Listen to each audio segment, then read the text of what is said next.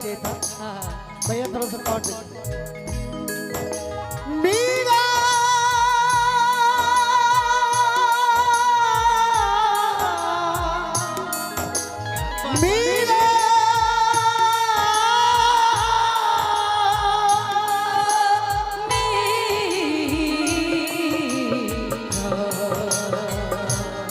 कहते हैं काहे तेरी अखियों में पानी, काहे तेरी अखियों में पानी, प्रेम दीवानी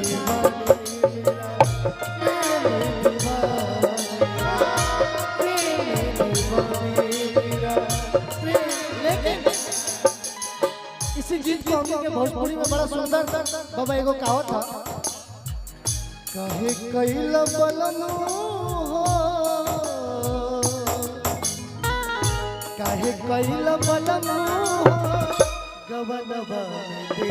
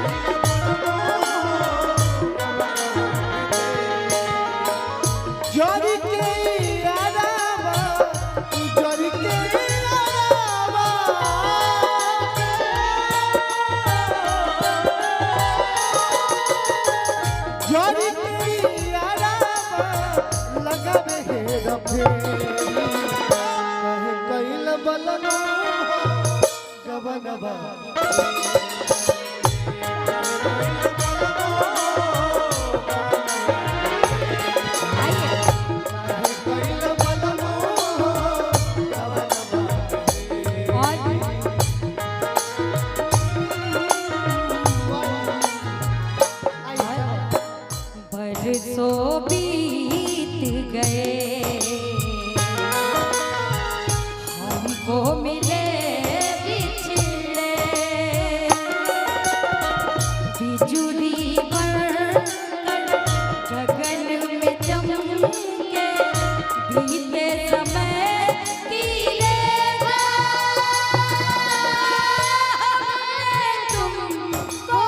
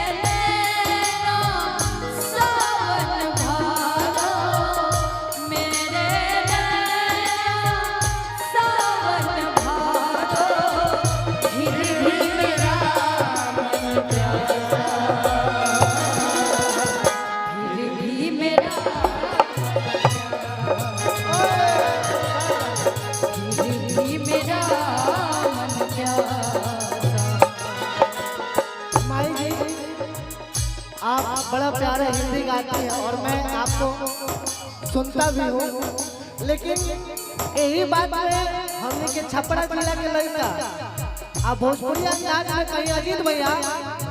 तो कैसे कहेगा,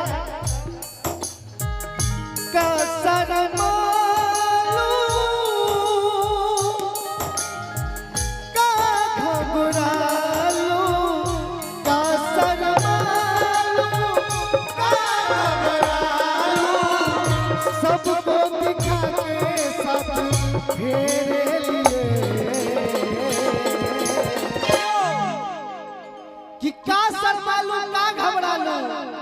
कि सबको दिखा के मैंने अरे साथ फेरे लिए, बोलो भाई कि रब ने बनाया तुझे मेरे लिए,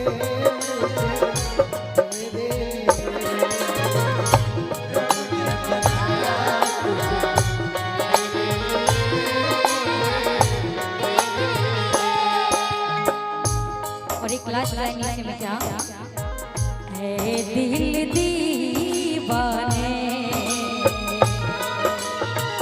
खेल है क्या जाने,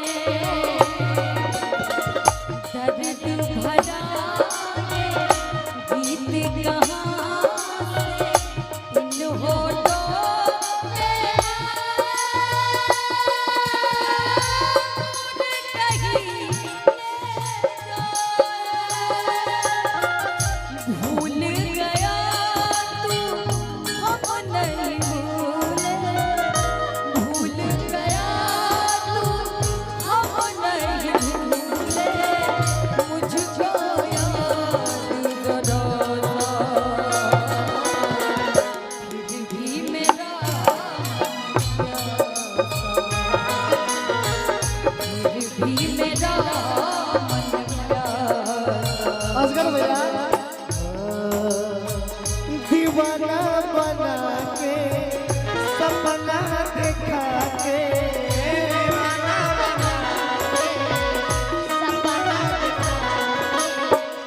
दीवाना बना के सपना देखा के, कब पहले मारू होते यार वाला असगर भैया कि दीवाना बना के अरे सपना देखा के, अरे काम पहले बारू हथियार वाला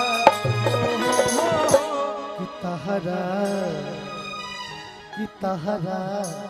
दिल के दुकान में सामान नहीं के प्यार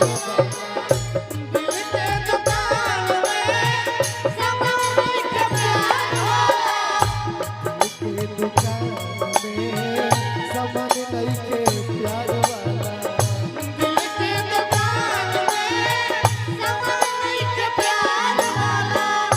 दीवाना बना के सपना देखा के,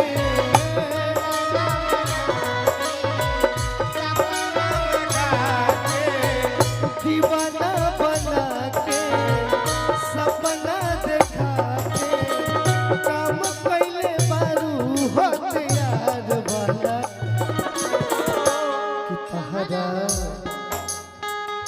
कि तहरा दिल के दुकान में सामान नहीं के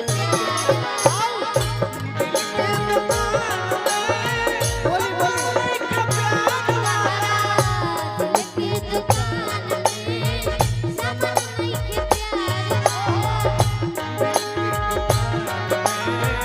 Come